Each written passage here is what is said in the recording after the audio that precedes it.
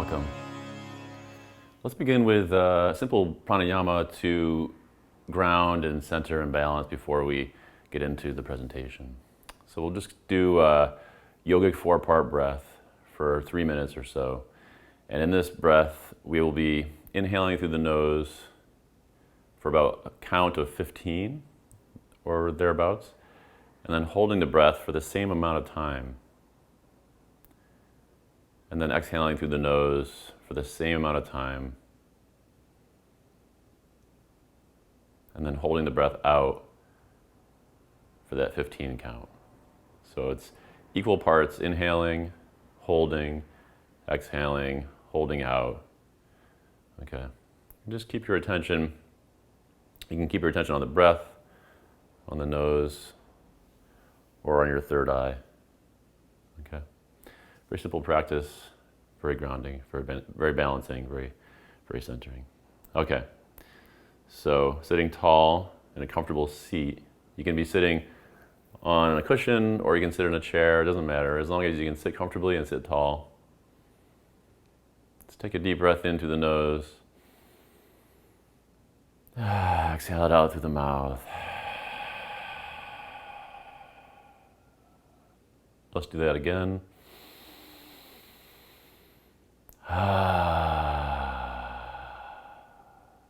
And one more time. Okay, closing your eyes. Let's begin the 4-part breath. Inhaling through the nose.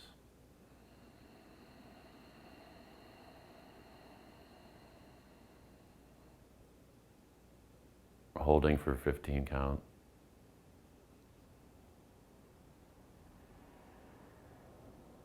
And exhaling through the nose. So each full breath takes about a minute.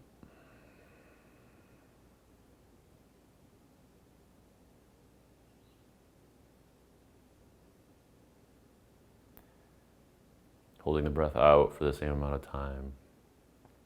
Just going at your own pace. You don't have to count for that long. You can do shorter if it's more comfortable for you.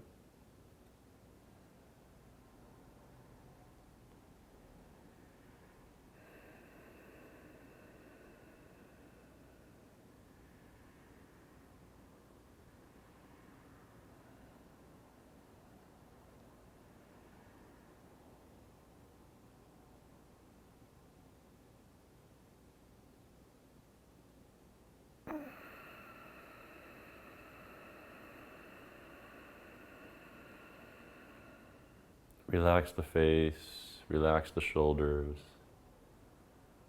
Just being here, breathing.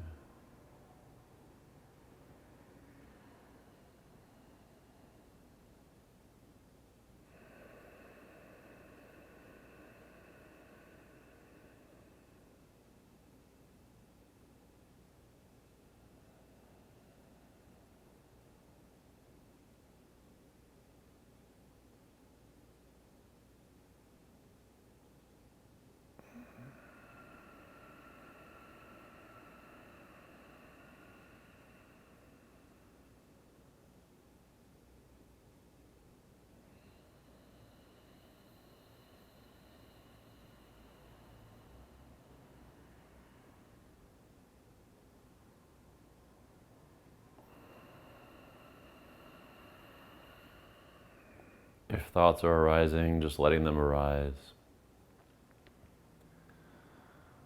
Coming into a state of total acceptance of everything in this moment.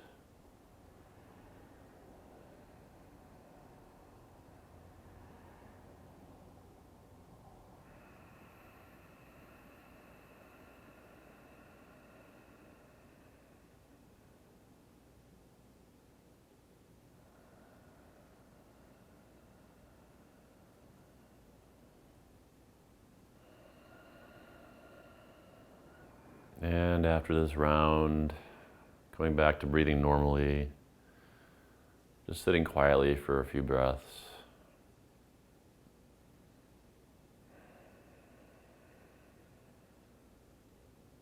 Just noticing how you're feeling.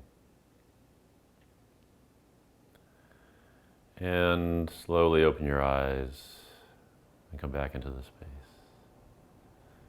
Okay.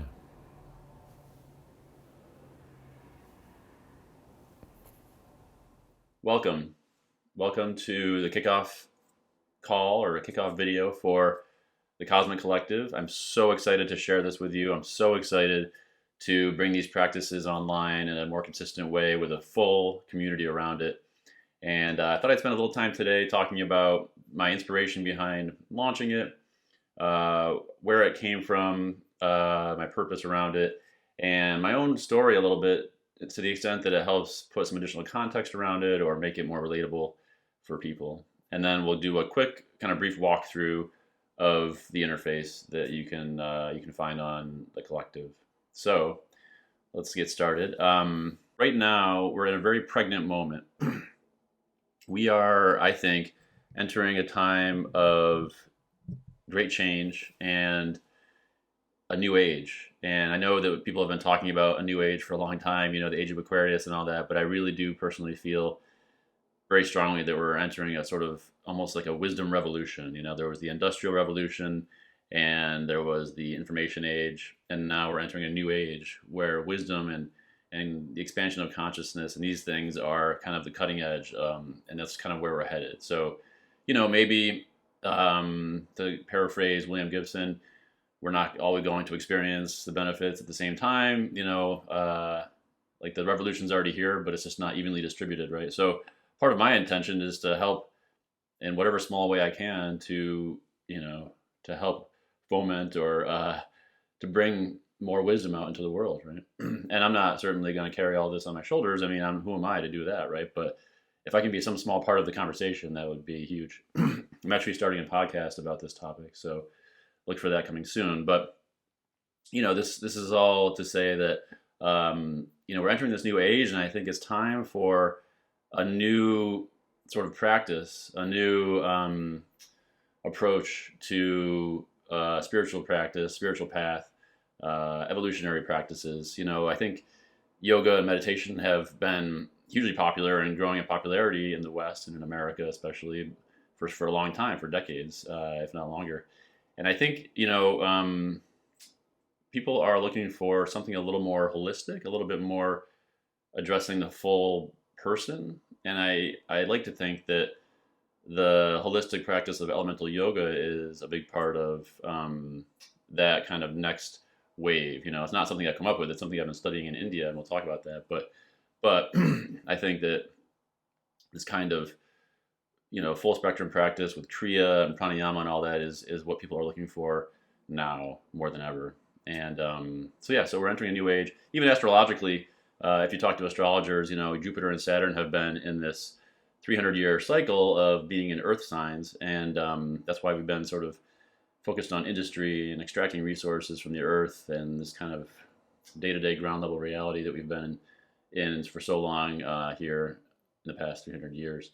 And starting in December of this year, actually, according to the astrologers I've talked to, Jupiter and Saturn will be entering 300 years of air sign. So you could call it the age of Aquarius, but the element of air is more about sort of heart-based orientation towards the world, wisdom, the mind too, and connections, communication, all these things. So I think I'm excited about what's coming. And despite all the darkness and all the insanity right now, I think, it's a detoxification. I think we're moving to something much more positive, and we can all kind of take a deep exhale at some point soon, hopefully.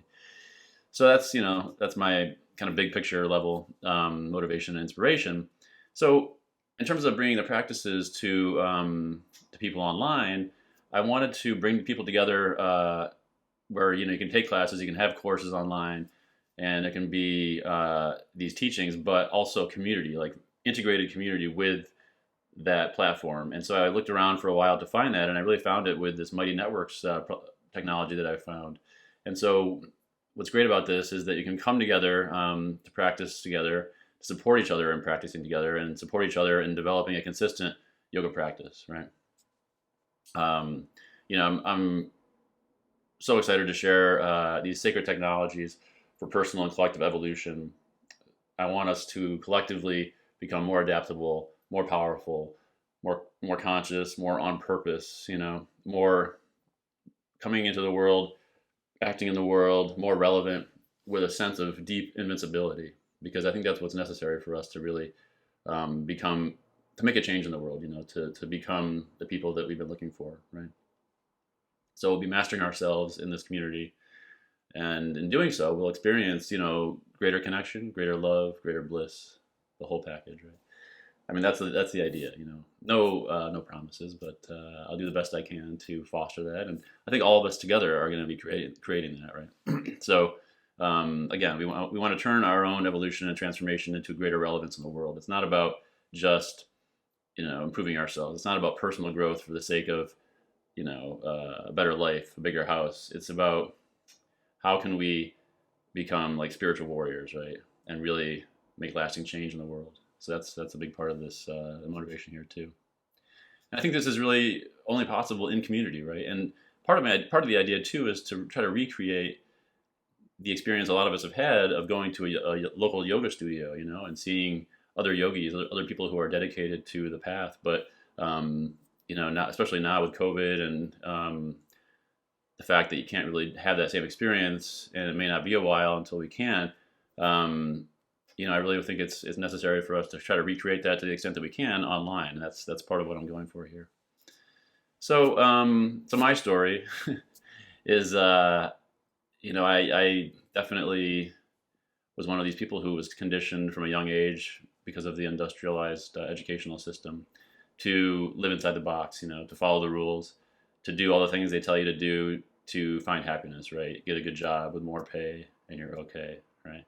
So I did that, I was an engineer, a lawyer, but I don't know. I always felt like something was missing, and once I discovered yoga about 20 years ago, I started to get a glimpse, and so slowly I started teaching on the side and really went deep with it, but I wasn't fully owning it. It was sort of like a hidden part of myself almost, and it took me about, I think, 13 years or so to get to the point where I was, ready to follow my intuition and really go deep with the spiritual path, which is, the spiritual path is really just a commitment to, seeing things as they are, being honest with yourself, absolute truth, all that, right? So the practice of yoga for me has really transformed my life, and that's part of why I want to share these teachings with you guys. Because I went from searching for fulfillment, through the conditioned world of like business, the corporate world, following the rules, all that capitalism, to finding authentic personal freedom inside, and bringing that feeling from the inside out into the world. It's been my journey, and I definitely want to help other people have that experience. It's so powerful. In terms of sort of how I was able to tap into my intuition and to learn to surrender and trust more. I'd been teaching yoga for over 10 years, but it was all part-time, like I said. But back in 2015, 2016, I was living in New York City. I was working at a tech startup, and the job was not working out. I was in a relationship that wasn't working. I'd been writing this novel for a couple of years that had sort of petered out and lost momentum. And so it just felt like nothing was working. And so I felt like I needed to, I don't know, take some kind of action to shift my state. And up to that point, I hadn't really been very good at following my intuition. So it was a big step for me. It was a big turning point for me, just doing that, taking that step to go to Peru. And so I went to Peru for this yoga and ayahuasca retreat. I knew that these two modalities together would give me what I was looking for. Somehow I just knew this intuitively. And through that experience in the jungle, I got in touch with my higher self, and I really tapped into my intuition. And I started to have, for the first time, this deep experience of unity and liberation, And it's an experience I'd been looking for and had got glimpses of through yoga, but it was combining these two that really firmly put me on the path, And so that year I hired an astrologer, which I would have never done before. Before I was such a sort of like left brain, rational, linear thinker. And would have thought that, I mean, I always sort of was curious about that stuff, but I would have never gone so deep with it and hired somebody, to advise me on these things. And, and in terms of astrology, I'll be posting something relatively soon by Rick Tarnas that kind of takes us through a very convincing argument for the validity of astrology, and it really sold me, anyways. So, but yeah, so I was, after that experience in Peru, I started to follow my intuition like deeply, and I also remembered how important yoga was to me because I had stopped teaching and I'd kind of forgotten like how big of a deal that was in my life. So I immediately came back to New York. I did another teacher training at Yoga Maya in Chelsea, and that kind of got me thinking more about India. So that inspired me to go to India for the rest of the year back in 2016, and I set the intention to go find my teacher. I wanted to find like a real guru, for me. It was like perfect for me. And so I set that intention, and basically, like by following my intuition and through a series of synchronicities, I was able to find that teacher later that year. I went to India and I did this training, this mantra training with Kia Miller based on the recommendation of a good friend. And that was at this yoga academy called Sattva Yoga Academy in India, outside of Rishikesh. And it just so happened that it turned out to be the academy of this teacher I had seen in this documentary called Yogic Paths on Gaia. And I was so impressed with this guy Anand in the documentary, I thought, I would like maybe someday he could be my teacher, right? And so it was his academy. We were there studying mantra with Kia, and he would come and do talks during our training, and I was totally blown away by his wisdom, and I immediately decided to do his training, and I'd gone to some of his journeys and his classes, and in those classes I was having these like unity experiences that I'd only had with ayahuasca up to that point, and it was so powerful and deeply healing and very emotional, but also transformational.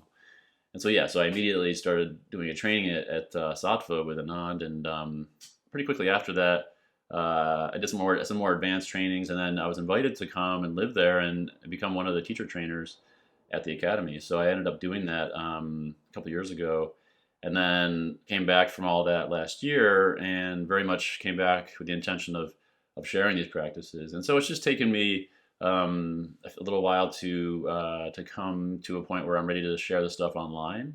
I've been teaching in some studios and some one-off workshops and some privates, but I really wanted to launch something online in a very thoughtful way. And so that's the idea behind the collective. And so in creating Elemental Yoga, what I've done is I've combined the practices, the Himalayan Kundalini practices and subtle Kriya practices from Sattva with Tantra, classical Tantra, and Bhakti flow and Vinyasa flow, Iyengar. And so I'm bringing all these different sort of trainings and teaching and experience that I've had together into this one cohesive package. And so that's basically in a nutshell what I'm going to be sharing with you guys in the community is these practices and the wisdom and everything else that goes along with it. And so, again, the idea here is that people are ready for these other techniques that I've been learning in India, and I want to make them more widely available, in a setting that is conducive to mutual, personal, and collective growth. So these practices, are going to help, I think, everyone in the collective get in touch with themselves, ground more, but also expand more, and also celebrate more. A big part of the practice, yoga is about expansion and celebration. And so these two things come together in a beautiful way through this practice, and I want to share that. So what you can expect joining, in the first 90 days and beyond is weekly classes. Right now there's a Kriya set on Tuesdays, and there's a full journey on Saturdays, 90 minutes on Saturdays. But I'm open to suggestions. We're gonna experiment a little bit with the schedule, and love to get your feedback on days and times that work for you. We'll have those weekly classes, and then group discussions, check-ins, the occasional talk, or that kind of thing on Zoom. And all these things will be recorded so that we can, you don't have to tune in at that time. You can watch it later. You can practice with me later. And so I wanted to clarify that as well. But and then I'm working on courses. So I'm going to start with the Foundations of Elemental Yoga course, and that's going to be posted in the coming month. That'll be included in the membership, so you can access that. And then after that, there'll be a meditation course, which will be an additional cost.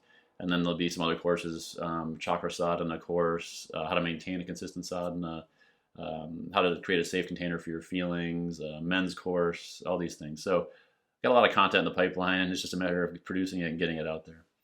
So it's all going to be organized around monthly themes as well. So the first theme, I think, will be staying grounded, which is such an important practice right now and kind of gives us a foundation to work up from. And then we'll explore stillness and silence, the power of silence, the power of stillness, and the power of surrender, Ishvara Pradhana for you yoga sutra nerds out there.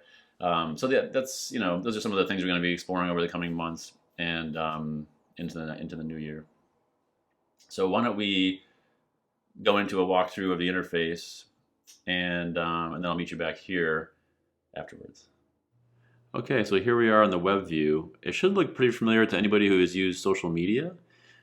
Pretty simple.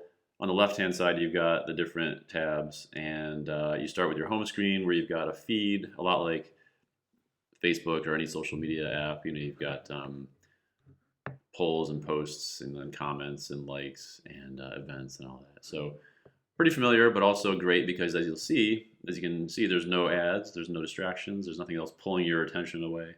It's just the community, it's just the teachings and the practice and the people.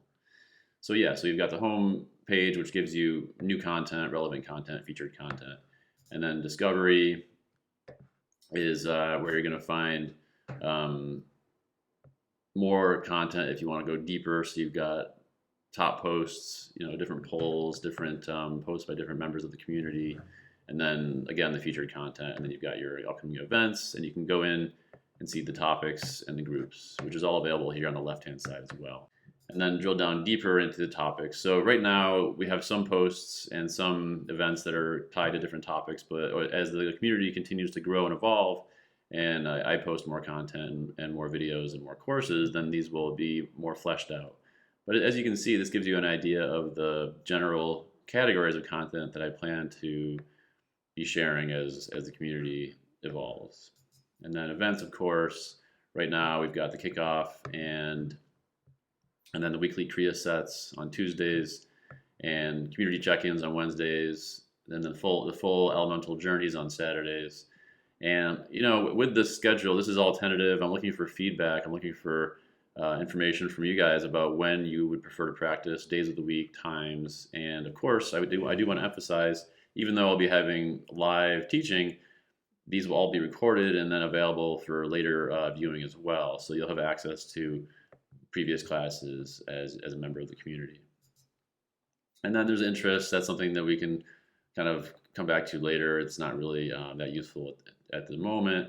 And then groups. The groups will also evolve as we go. So I've started off with some kind of rough sketches for different groups we could have within this community. So we could have, when I start offering my teacher training next year, we'll have the trainees in their own group. And then we'll have a book club group, people who are integrating from plant medicine work with yoga, the meditation group, and then I want to have teachings and offerings for free for people on the front lines of COVID, and other people working like Black Lives Matter, those kinds of people who are very much in need of sort of calming practices, grounding practices, that sort of thing. So that's the community today. There will be another section coming soon for courses once I post the new courses that I'm working on. And I guess the last thing is there's you can see who's online, and then there's also the chat feature where you can have group chat or individual one-on-one chat. So as you probably saw, you should be careful and make sure that you're messaging either one person or the entire group. So that's the overview. I hope you enjoy it. Feel free to ask me any questions and give me any feedback that you have about your experience. In short, in the collective, in the cosmic collective, you will support each other in maintaining a consistent yoga meditation practice.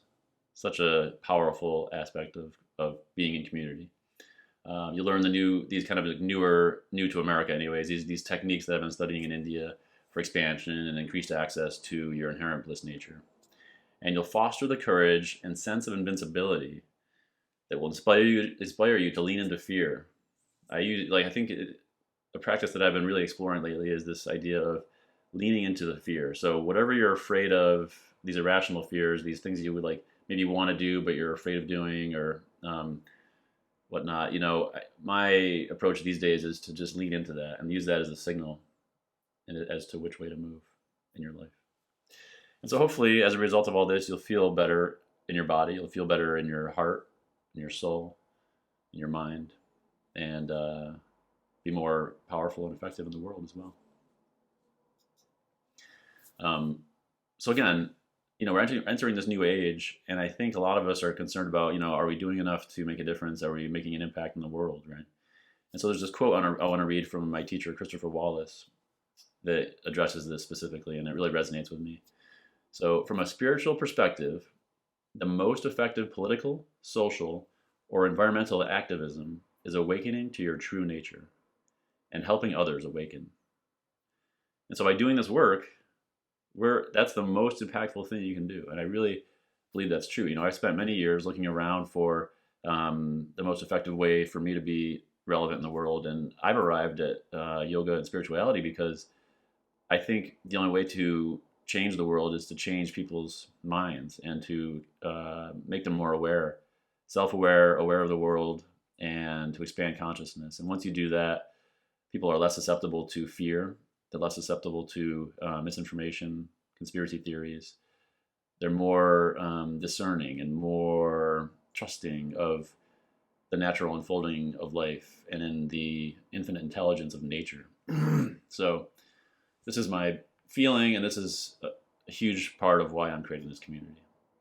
So I would love it if you could take a few minutes to share your purpose, your intentions for the community, for the coming year, for your own practice in the group, in the comments below this post, or you can make a new post, you can write an article, you can post a video or audio, whatever you want to do. I would love it if you could also share your purpose and your intention in the community. So thank you so much for tuning in, for listening to this. So excited to share these practices and to launch the community and to see you in community and to practice together. So thank you so much. Hadi Om. That's it.